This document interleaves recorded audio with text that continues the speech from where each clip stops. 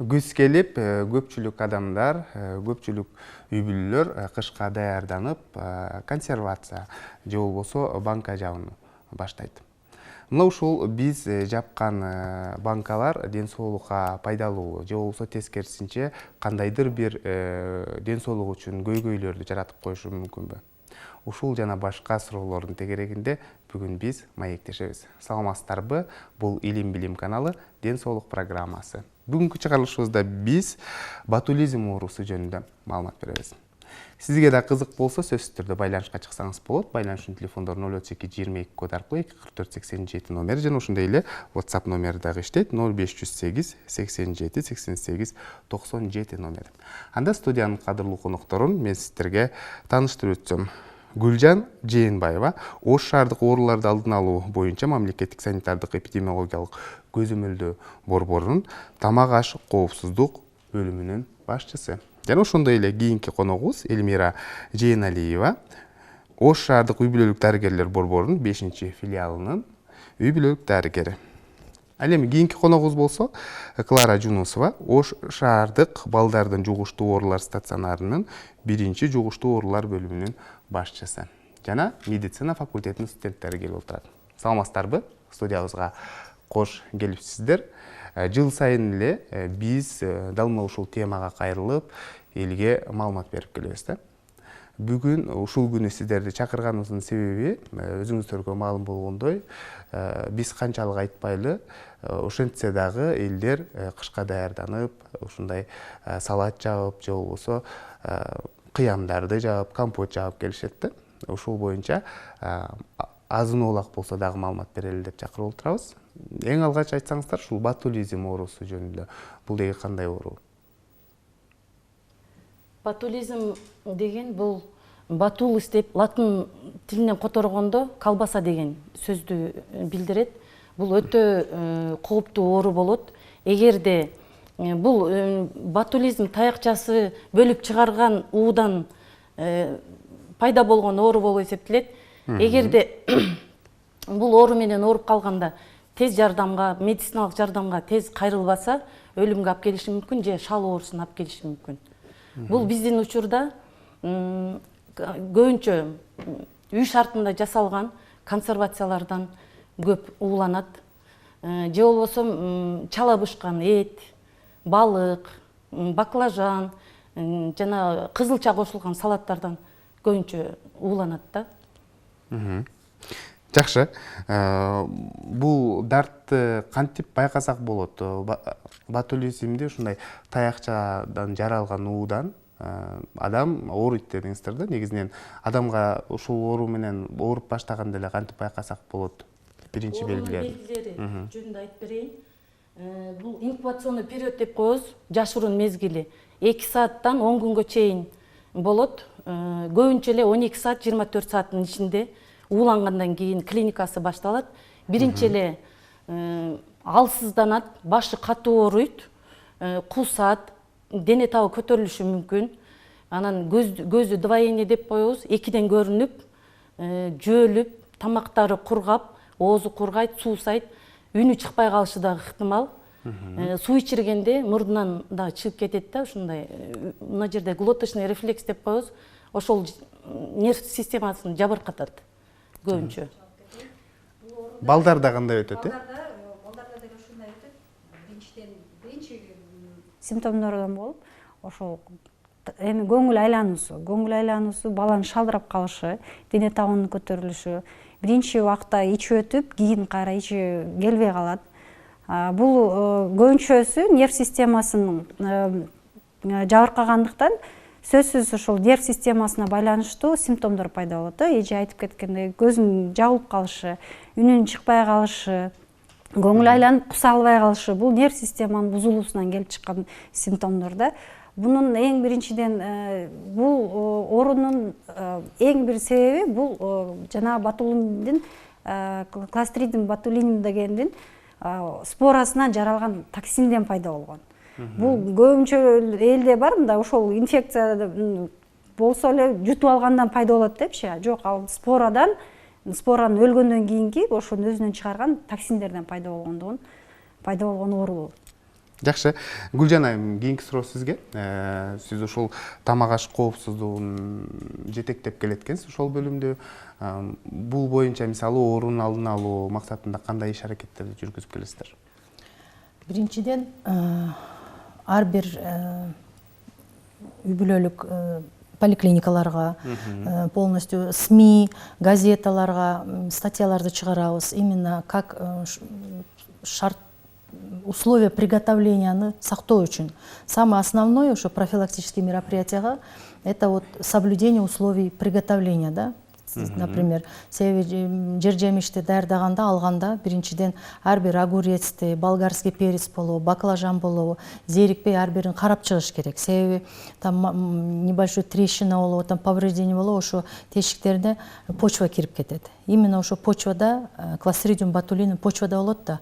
Ошон үчүн ошону очень внимательно караш керек да. Анан азыр атайын щеткалар, губкалар бар именно для продуктов питания. Ошону алыш керек. Бисера ошо щетка губкалар менен жууп, анан обязательно мындай проточный суу менен двухкратно жууш керек. Именно проточный сууда да, мындай тазикке салып алып жууш керек. Агып турган сууда. Агып турган сууда бир эмес. Бир-эки жолу, Бир-эки жолу обязательно мындай жууп, тазалап, анан кийин консервация кылыш керек да. Ошон үчүн бардыгына айтып кетермин, что обязательно биринчиден условия приготовления караш керек. Если полный шарттарын сактаса, мындай оору Технологияны караш керек. Технология, именно технологияны караш керек да. Демек сиз адис катары бүгүнкү күндө мисалы элдер жасайт да барбыр. Сөзсүз түрдө эгерде ошол мөмө жемиштер, жер жемиштердин ушундай жарылбаган жакшысын алып жасай турган болсо, бул коркунучсуз деп айта аласыз. Биринчиси ошол. Потом именно термический обработка деп коебуз, банкалардын стерилизациясы, полный температурный режимди сактоосу, допустим, салатты бир температура менен даярдаш керек, баклажанды совсем башка температура менен, ошо полный инструкция, как по инструкции, полный шарттарын если сактаса, это исключено, да. Жакшы, анан биздин шартта бүгүнкү күндө мына ушул технологиясы сакталабы? Сиз кандай ойлойсуз? Же жасабай эле койгон жакшыбы? Ну, мен как врач, өзүмдү айтып коеюн, мен жасабайм дагы, жебейм дагы. Это чисто профессиональная привычка. Бирок баардыгын давай жебегиле, жасабагыла дештен мен алысмын. Еще раз мы кайталап кетейин. Шарттарын сактаса, болбой калышы да мүмкүн да. Ошо ар бир даярдаганда, мисалы ар бир үй бүлө өзүнүн кийинкиде кандай ооруга чалдыгып калышы мүмкүн. Бир эле ботулизм эмес, андан сырткары ошол эле башка пищевой токсика инфекциялар бар да. Ошол пищевой токсика инфекцияларды ооруп калышат да, шарттарын сактабагандыктанчы. Бир эле ботулизм менен ооруп калбайын деп жасабастан, негизи эле инфекциялардан алыс болоюн, менин ден соолугум жакшы болсун, балдарым ден соолугу жакшы болсун деп баардык шарттарды аткарып, ошону жасаса жакшы болот эле да. Көпчүлүк элдер немелерде жок, суулар бизде суу таңкыс өзү эмеде, Кыргызстанда өзү ошондой, көп жерлерде арыктан суу алып ичишет, алда туура эмес. Сууну арыктан алып ичип атса, тазикке куюп алып туруп анан жуйт да. Ал эмне кылат? Башка айласы жок. Эми ал деле ар бир эменин өзүнүн шарты бар да. Мисалы, кээ бир үй бүлөлөрдө акчасы жок, кышындасы жакшы огурцы, помидор, бадыраңдардын немесин жаңы бышкандарын немеден бариктенип пышканын жегенге. Алар деле эми жайындаса арзан убакта жапкысы келет да. Баарын эле бир эле нан менен май жебестен ошо арасында салатта жейли деген жакшы ойдо жасашат да. Бирок ошолду жакшы технологиясын сактап, таза жууп, азыр эже айткандай немени жакшы стерилизация банканы жакшы кайнатып, көбүрөөк кайнатып ошолорду жасаса болбой калышы ыктымал. ыктымал, бирок буга деле 100% кепилдик жок, кепилдик жок. Мисалы мен деле мисалы 3 жылдан бери бүгүнкү күндө ушул бадыраңдан жаппайбыз да. Бадыраңдан ууланды деген мисалы коомчулукка кеңинен тараганда ошол себептен жаппай келет. Бирок мен ушул программага даярданып окуп чыкканда башка дагы ушундай салаттардан, компоттордон дагы ууланат экен. Ушул боюнча кененирээк айтып берсеңиздер. Не только бадрандан өзүң айтмакчы. Баклажан болот, болгарский перец, даже абрикос менен персик, даже несмотря на то, что сахар кошулат да, все равно возможно, да, себеби бул микроб почвада болот. Именно почвада. Персик менен абрикостордон компот, топурактан, когда компот же варенье кылганда жерден алып, анан абрикос бир жере жарылып кеткен же бияктан тешилип калган, ошону мындай эптеп жууп анан варенье кылса, тоже вареньеден дагы болушу мүмкүн. Кошумча алып кетсем, бул жерден алып деле эмес, алар даракта өскөндө деле жана топурак шамал менен учат да. Учканда ошол топурак менен кошулуп, ошол дарактагы мөмө жемишке деле жабышы мүмкүн да. Ал споралар ошол немеге жабышып калгандан кийин аны биз ошол жакшы жуубай койсок, зеригип жуубай койсок, жакшы тазалабай койсок, ал банкага түшүп, банканын ичинде жабылгандан кийин анаэробный среда деп коебуз. Бул деген кычкылтексиз среда.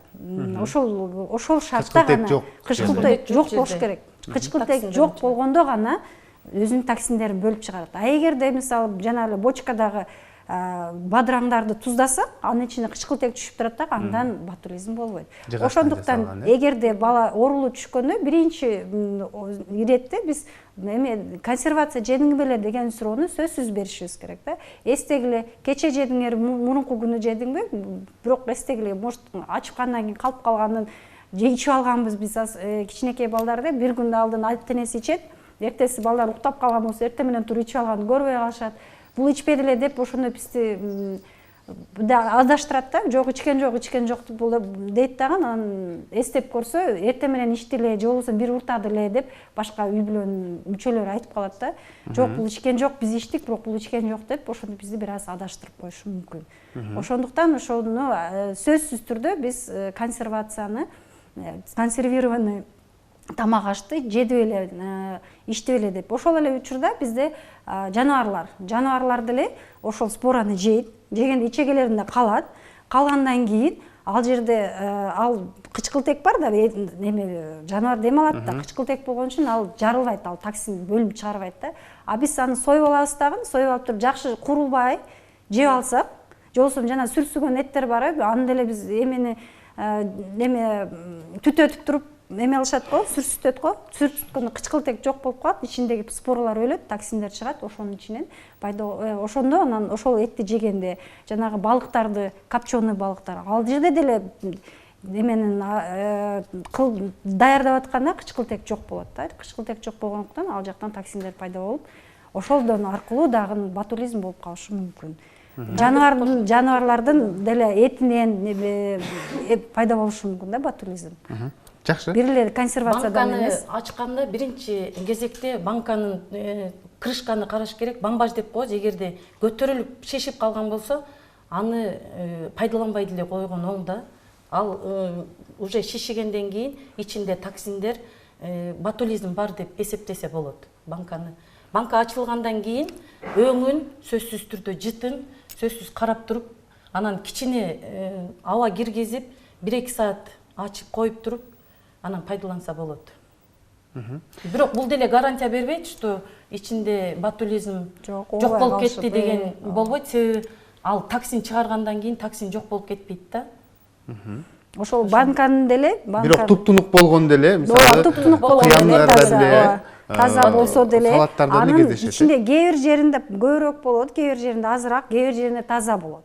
Бир эле үй бүлөдө 5-6 адам жеген болсо, анын арасынан экөө-үчөө ошо жанагы адаштырды деген сөзүнүн эмесине мааниси, мисалы биз компот иштик элек, бирок бул балам ичкен жок дейт да, анын ботулизмдин биринчи белгилери пайда болот да, тигилерде жок да, ичкен адамдардачы. Анан кийин аябай сурап келгенде, ооба шабдолусун бирөөсүн жеп койду эле деп башка бир үй бүлө мүчөлөрү айтып калат. Ошондон анан ботулизмдин белгилери экен деп биз дагы анан бул эми ботулизм белгилерин биринчиден ошо эмеден консервацияны жедиби деген сөз эмеден биринчи ой кетет да.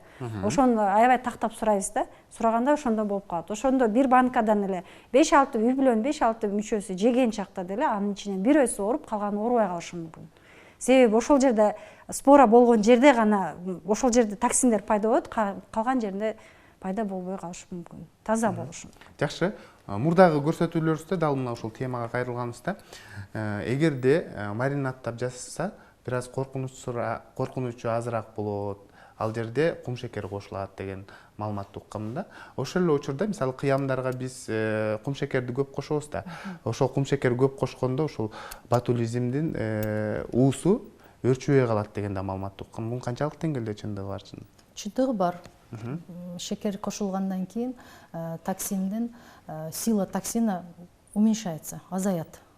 Ошон үчүн вареньядан ботулизм болушу гораздо меньше да, азыраак да, чем салаттан же огурец помидордан. Кум шекер уусун неме кылат. Жакшы, Дагы бир нерсе, уксус кошуп койсо же лимон аралашмасын кошсо дагы өрчүбөй калат да, неме ботулизмчи, бирок гарантия бербейт. Өлтүрөт ботулизмди таякчаларын деп айта албайбыз, бирок ошол средада өрчүбөйт, жакшы жашай албайт. Ошон үчүн уксус кошуп коюш керек. Жакшы, бизге медицина факультетинин студенттери да келген студиябызга. Кийинки суроо сиздерден болсун, микрофонду кармап суроо бересиздер. Менде мындай вопрос бар эле, суроо. Ошол ботулизм клиникасы башталгандан кийин биринчи адамдан экинчи адамга жугуп калат деген жугуп калышы мүмкүнбү? Жок. Ботулизм менен ооруган оорулуудан экинчи адамга жукпайт. Бул адамдан адамга жукпайт. Жакшы, жогоруда айтып өттүңүз, Клара айым, негизинен ушул чийки эттерден, анан сүртүлгөн балыктардан жана ошондой эле биз жакшы көргөн колбасалардан дагы уланып калышы мүмкүн деп да. Ушул боюнча сиз кандай жооп берет элеңиз, Гүлжан айым? Бүгүнкү күндө мисалы базарларда, дүкөндөрдө сатылып жаткан колбасалар, сүртүлгөн балыктар көп да. Биз ошону кооптонбой алып жесек болобу же такыр жебеш керекпи? Колбасаны прежде чем покупать, обязательно этикетканы караш керек. Этикеткасында сактоо мөөнөтү, чыгарылган күнү, анан этикеткасы болгондон кийин уже декларациясы бар деп эсептесе болот. Если это мындай декларированный, сертифицированный колбаса болсо, полный жазылып турат этикеткасында, коркпой жей берсе болот. Именно домашнего приготовления, этикеткасы жок, ким даярдаган, каерде даярдаган, ошонун белгиси жок болсо албай эле коюш керек. Ошондуктан биринчиден сактоо мөөнөтүн, сактоо шарттарын магазин, супермаркет, холодильникте болобу, же мындай көчөдө болсо көчөдөн албай эле коюш керек. Магазинден алганда этикеткасын караш керек. Этикеткасында соответствует техническому регламенту деген жазуусу болсо коркпой ала бериш керек. Ал эми балыктарчы? Балыктар да сүртүлгөн балыктарды мисалы илип коет да. Ага эч кандай этикетка деле көрбөйсүңбү кээде?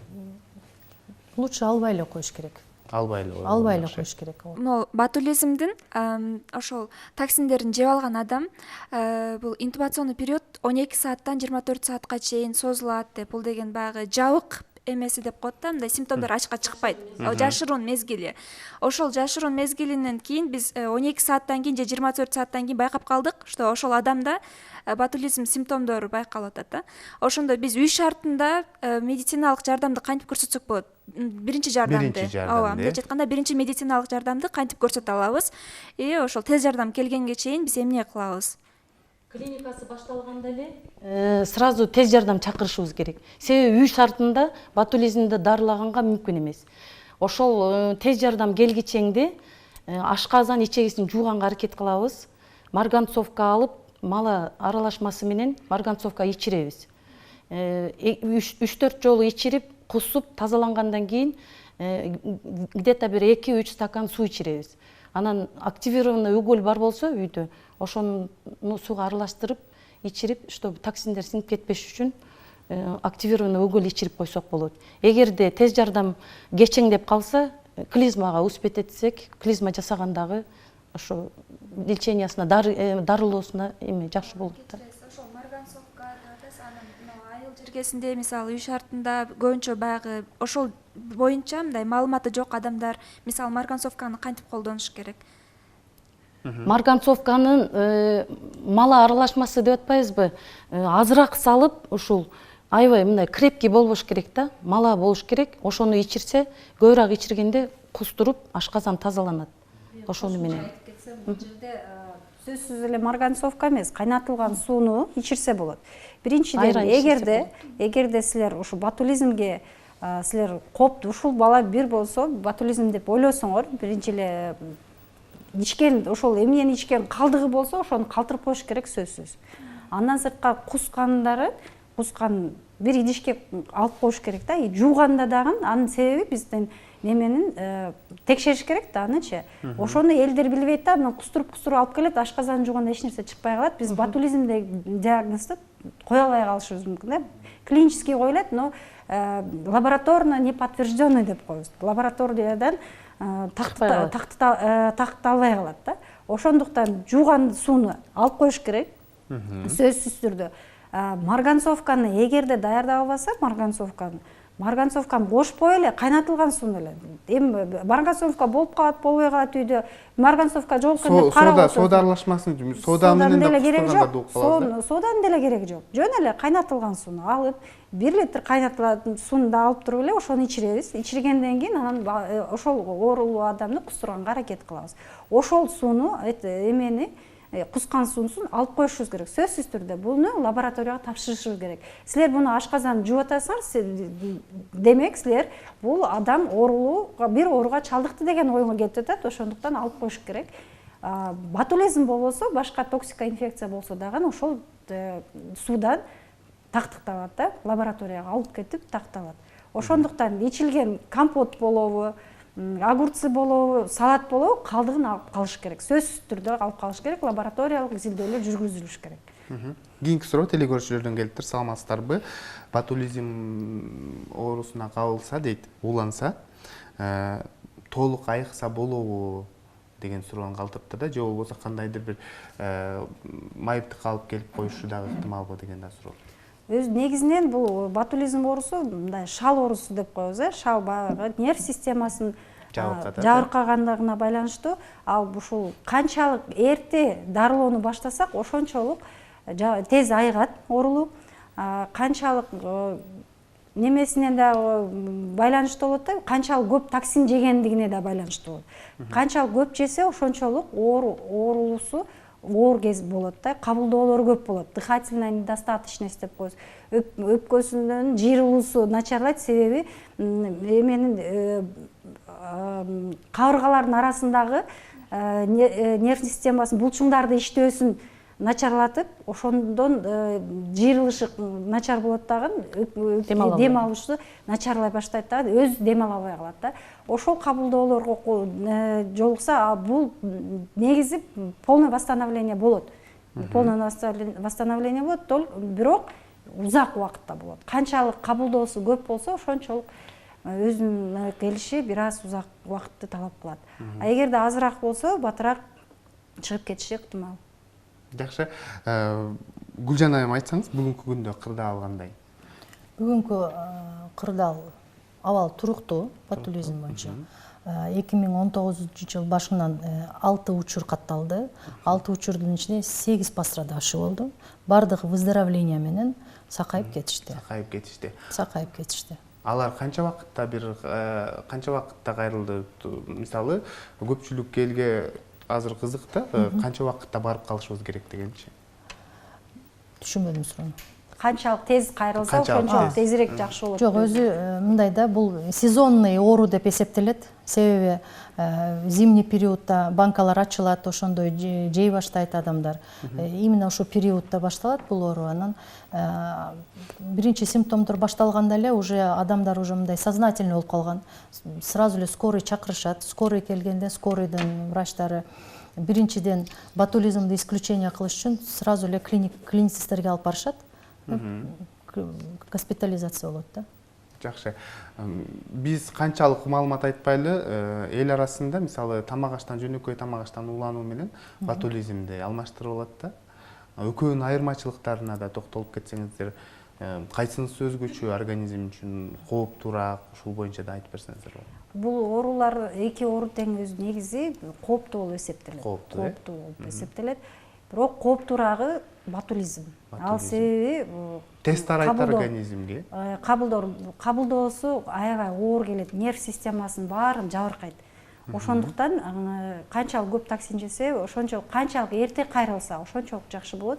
Канчалык эрте ошол ууну организмден чыгарсак, ошончолук батыраак айыкканга себеп болот да. Башка отравлениялар алар деле кооптуу болуп эсептелет. Бирок өлүмгө дуушар болгону азыраак. Жокко эсе деп айтам да. Ботулизмден ошо демеге ботулизмдин айырмасы башка ууланууларданчы. Ботулизмди сыворотка алмайынча адам сакайбайт. Ботулизм поэтому своевременный обращение кылыш керек да. Үй шартында сыворотканы адамдар кыла албайт да. Допустим, даже поликлиниканын врачтары тоже сыворотканы бере алышпайт. Это только ооруканага алып барып, своевременно канча тез алып барса, ошончо тез сакайып кетет. Это башка уулануулардан ошо айырмасы бар, только сыворотка менен сакайып кетет да. Жакшы.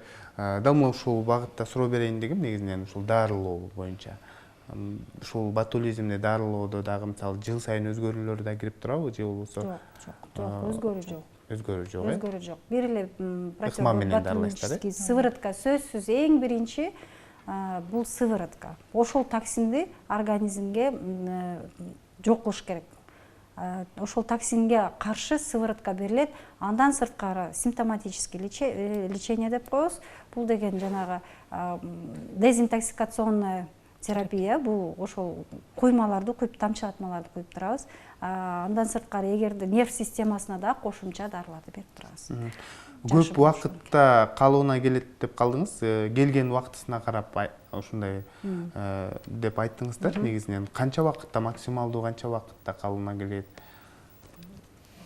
Максималдуу биринчи эгерде оорулуу аябай оор жабыркаган болсо, анын жанагы кабылдоолору чоң катуу кабылдоолорго чалдыккан болсо, мисалы дем алуу органдары дем ала албай калып, аппаратка түшүп, ИВЛ аппаратка түшүп, андан кийин пневмония болуп, ошого окшогон кабылдоолор болгон болсо, анын кайра толук жакшы болушу 1-2 жылда болот. Себеби жакшы болгондон кийин, жакшы болду деп биз больницадан чыгарганда бир айга чейин болушу мүмкүн.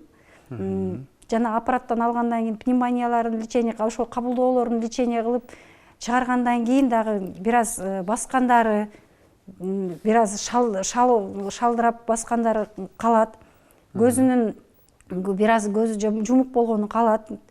Үнүнүн эмеси өзүнө келиши бир аз бир жылдан кечирээк өзүнө келет да. Бирок сиздердин көзөмөлүңүздөрдө болуп, дайыма дарыланып турат. Биздин көзөмөл эмес, бул жакы бул эми көбүнчө невропатологдор лечение кылат. Жакшы. Кийинки суроо аудиториядан кандай суроо бересиз? Саламатсыздарбы? Мен как студент медик катары суроо бергим келип турат. Ушул ботулизм оорусун башка жугуштуу оорулардан кандай белгилер менен айырмалап алсак болот? Чоң рахмат. Чындыгында белгилерде кээ башка ооруларда дагы мисалы кусуп, ушундай ыңгайсыз сезип алышы мүмкүн. Мунун айырмачылыгы, өзгөчөлүгү эмнеде? Бул жерде клиникасынан көп айырмалайбыз. Триада симптом деп коебуз. Мына көзү нервный немелерди поражать этет деп атпайбызбы? Көзүн жапкагы жабылбай птоз деп коет. Ошо птоз болот биринчиси. Экинчиси үнү чыкпай калат. Үнү бул жерде дыханиясы буулуп, үнү чыкпай калат. Анан шаткая походка деп коебуз. Баса албай, булчуңдары эчтебей, жакшы баса албай калат. Ушунус менен айырмаланат ушул ботулизмдин клиникасы. 3 түрү менен. Жакшы. Негизинен стационарга жеткиш керек деп айттыңыздар да. Стационарга жеткенден кийин сиздер биринчи жардам көрсөтүп, анан сөзсүз түрдө санэпидем борборуна билдиресиздер. Санэпидем борбору сиздердин кийинки кызматыңыздар кандай болот? Бизге экстренный извещение келет клиникадан, ооруканадан. Извещение келгенден кийин биринчи биз ошо ачакка барабыз, үйүнө барабыз. Остаток ошо консерванын остаткалар болсо биринчи биздин немебиз направление это ошо остаток пищини уничтожение кылабыз. Анан ошо партиядан вот бир ошо күндө жабылган, ошо моментте жабылган банкаларды тоже снимать этебиз. Лабораторияга тапшырып, полностью лаборатория изилдөөдөн өткөзөбүз. Экинчи анан больницага барабыз. Больницадан больной, если в сознании, сүйлөшөбүз, если нет, то врач менен сүйлөшүп, ким жеди, контактныйларды аныктайбыз. Допустим, үй бүлөдө бир адам жебейт да, может 5-6 адам жегендер. Ар бир контактны менен сүйлөшүп, состояниясын сурап, анан профилактически предложение беребиз да, профилактически бир доза сыворотка алып коюш не помешает деп. Анан үй бүлөлүк дарыгерлерге кайрылабыз, булар чтобы в течение, пока больной больницада чыккыча контактныйлардын көзөмөлгө алышын. Жакшы, кийинки суроо келиптир, саламатсыздарбы? Бизде сатылып жаткан азык-түлүктөр бүгүнкү күндө текшерүүдөн өтүп турабы, кооптонбой сатып алсак болобу? Дал мына ушул ботулизм оорусун жараткан. Азыркы убакытта базарларда, магазиндерде домашний консервация болсо, биз сатууга рухсат бербейбиз. Если такой фактылар болсо, сразу ошол жерден барып эле реализациядан снимать этебиз, уничтожение кылабыз. Если промышленный производство болсо, эми этикеткасы барлар, заводдордо чыгарган консервация болсо, олорго рухсат бар. Бирок ал дегениңиз менен бүгүнкү күндө азыр деле, мисалы базарга түшсөк, көрөбүз. Мисалы, дүкөндөрдө бул чындыгында заводдордон келген деп билсек, мисалы, базарларда жөнөкөй эле үйдө жасалган эле ошол кыямдарды, компотторду, ошол эле учурда салаттарды көрөбүз, Жок, салаттарды мындай фактылар болсо бизге кайрылсаңар болот. Бирок биз регулярно эле базарларда рейд учурунда текшеребиз. Домашний приготовление, үйдө жасалган консервалар болсо алынат сатуудан. Рухсат жок. Негизи рухсат жок экен. Жок, рухсат жок. Жакшы, сизде суроо барбы? Мен суроом, ошол консерваны канча градуста сакташ керек, ошо профилактика, ошо ботулизмге жеткирбей сактаса болотпу консерваларды, ошол баскан? Ооба, үй шартында жасалган консерваны 6 градустан ашырбай сакташ керек. Анан банканы куюп атканда дагы крышка менен банканын ортосунда боштук болуш керек, 3-4 сантиметр. Толтуруп куйбашыбыз керек да. Ошолорду сактап, анан өтө ысык жерде өнүгөт. Ботулизм. 1 жылга чейин андан ашпаш керек. Рахмат. Жакшы, кийинки суроо, менин баламдын дейт, ичи өтүп атат дейт, жашыл болуп өтүп атат. Анан бул тамак аштан уланбадыбы деген суроо калтырыптыр да көрүүчүбүз. Эми азыр мен айта албайм, баланы көрүш керек да. Баланы көрбөй туруп мен бул суроого жооп бере албайм. Ич өткөн, мен да кичине кошумчалап коеюн. Ич өтүп аткан болсо, сөзсүз түрдө үй бүлөлүк дарыгерлер борборуна кайрылыш керек. Ич өткөн баланы үйдө кармаганга болбойт. Ал жерде пор кабинет деген бар бизде. Пункт оральной регидратации деп. Ошол жерден бала суюктукту жаш ичеби, кандай ичип атат, ошол жерден көрүп, анан кийин үй шартында дарылаш керек, же ооруканага жөнөтүш керек, ошол жерден биз көрөбүз. Жакшы. Биздин көрсөтүүбүз соңуна чыгып баратат. Ошол көрсөтүүнүн соңуна дагы телекөрүүчүлөргө эсинде калыш үчүн, бул оорунун алдын алыш үчүн биз эмнелерге өзгөчө көңүл буруш керек? Дагы бир рет токтолуп кетсеңиздер. Биринчиден айтып кеткендей, именно условия приготовлениясына өтө көңүл буруш керек. Дагы айтып кетерим, эстетип, дагы айтып, что именно вот биринчи профилактические мероприятиясы это условия приготовления, технология приготовленияны өтө көңүл буруш керек. Жасалуу технологиясына. Ооба, жасалуу технологиясына. Таза жуушуу, жана айтып кеттик го, суунун агым сууга, сөзсүз крандан аккан сууга сөзсүз жууш керек. Аябай жакшы 2 рет жууп анан жана кайнатканда да жакшы кайнатып, бир эле кайнаганда эле алып албастанчы жакшы кайнатып, анан банкаларды жакшы стерилизациялап, ошондой шартта даярдап, мүмкүн болушунча 2-3 адам эмес, 1 адам даярдаса. Себеби деген 1 адам менен 2-3 адамдын айырмасы бар да, көпчүлүк түрдө кошуналар менен сүйлөшүп атып, бириси неме, бирөөсү эми өзүнө, ар бир адам өзүнө гана жооп бере алат да. Анан тиги кандай даярдайт, кандай неме кылганын билбейбиз да. Эми 2-3 адам кошулганда сөзсүз бир технологиялык бузуулар болот да. Бул человеческий фактор деп коебуз. Бирөөсү боло берет деп коет да, бирөөсүчү ушул 4 адамдан.